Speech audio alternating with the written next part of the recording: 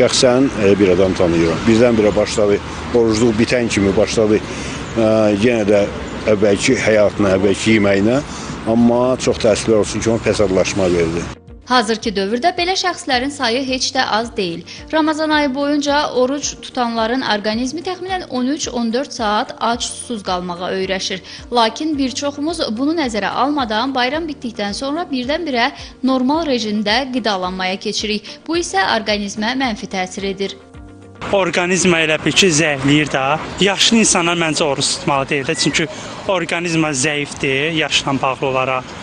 Amma gənc nəsildə elə deyil. Nəvələrim indi 10 yaşından tuturlar. Əsas da keçid alırlar. Heç deyir ki, istəmir adaptasiya. Elə belə də yüngül var, davam edirlər. Mütəxəssislərin fikrincə bayramdan sonraki günlərdə qidalanma rejiminə yavaş-yavaş uyğunlaşmaq lazımdır. Bədəni, orqanizmi çox yükləmək olmaz. Ağır qidalar qəbul etmək həzm problemlərinə gətirib çıxara bilər. Bəs düzgün qidalanma necə olmalıdır? Birinci qızıl qaydamız səhər yeməklərinə diqqət edilməlidir. Buna görə mütləq çox xəfif yeməklər, süd məhsullarından, sıyıqlardan, yulaf, manna və digər süd məhsullarından istifadə edilməlidir. İkinci qaydamız bol su içilməlidir. Üçüncü qayda isə bəzi qidalardan, yəni ağır şirniyyatlardan və xəmir yeməklərindən biraz çəkinməliyik.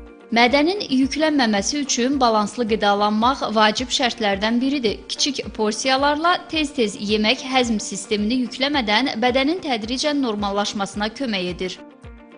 Qida rasionunda zülal, məsələn ət, balıq, yumurta, sağlam yağlar, zeytun yağı və qoz fındığı misal göstərmək olar və kompleks karbohidratların, məsələn tam taxıllar və tərəvəzlər olmasına diqqət etmək lazımdır.